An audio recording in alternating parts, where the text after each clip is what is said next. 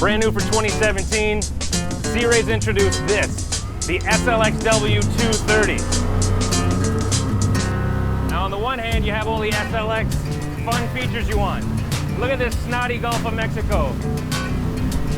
21-degree dead rise, we can handle this. On a calm day, perfect wakeboard, wake surf boat.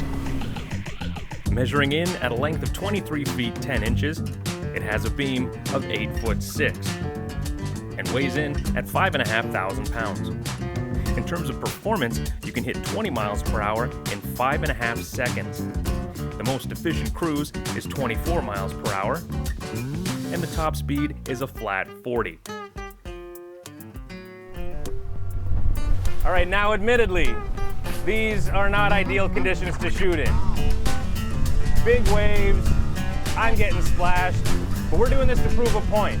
With a 21-degree dead rise, this proves this SLX W is an SLX that you can surf behind. It's not a wake surf boat, a wakeboard boat. If you were here with a traditional tow sports boat, we'd be soaked or sunk.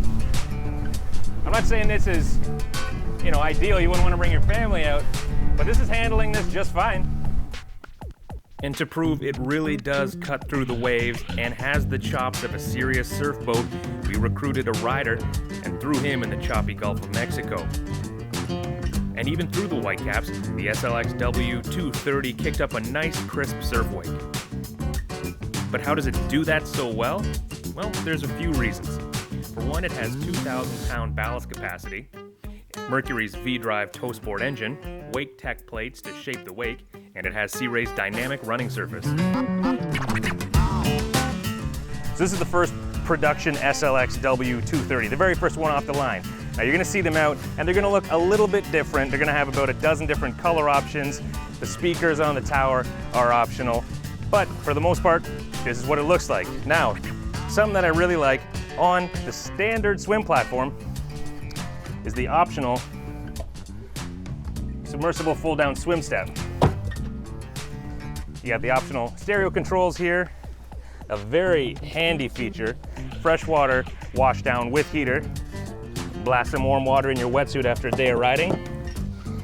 And a standard feature is this transom storage.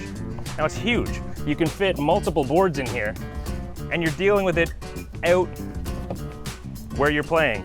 Those stay where they play. You don't have to take them inside, traipse that wet gear all over your guests. So let's go inside and see what else we have. Now, the bow lounge is always a popular place to be. Something that I really like on this boat is how high the freeboard is, which means you stay really dry in those big seas we were in earlier, but it also gives you a lot of back support. Sturdy grab rails, and of course you got speakers up here too. Walking through, I'm on the sea deck in the cockpit. Now that's an option, but it matches what you have back there on the platform. The tower you see here is standard, but there's some options on it. The speakers, an optional upgrade, and the forks on both sides to hold your boards are an optional upgrade. And the tower folds down, so for easier storage if you have to get under a low bridge to go to your favorite spot to ride. So come on board and we'll check out a lot of the storage that we have on here, and then we'll get to the helm. On the starboard side is a very deep compartment that fits a cooler, and then some. The port side has another compartment. This one is actually longer, so you can fit a ski in if you want. There's a lockable glove box, storage under the bow cushions, and in the floor.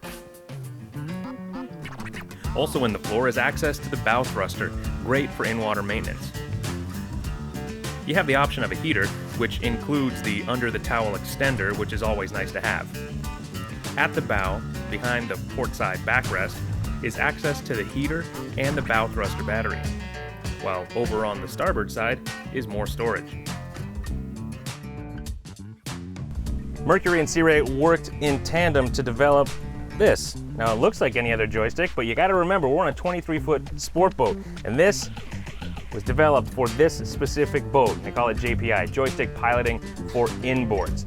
And it's as intuitive as you expect. With a bow thruster and stern thruster, it finally means docking a wake sports boat is simple. Sea Ray has also developed the dynamic display touchscreen system that's quite intuitive. For example, simply touch the wake button and you have the basic choices you can select here: cruising, surf on the left or right side, or wakeboarding mode. That's it. Just hit the button, you're good to go. Of course, you can customize the individual ballast tanks if you want ultimate control, and you can control your tunes, lights, and charts from here too. Finally, we get to the guts of the SLX W, and that's the 6.2-liter, 370 horsepower Mercruiser ECT Tow Sport V-Drive. And that means all that power is still at the stern of the boat, but that drive allows the prop to be pushed up under the hull for the safety of surfers.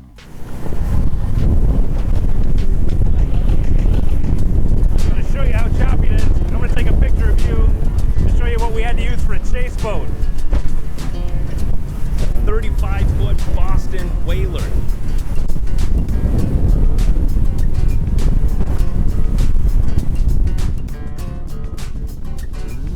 Sea Ray piqued my interest when they said they were getting back into the tow sports world, and while this is not a tournament boat, it's not trying to be. This is a family-friendly SLX that has serious tow sports ability.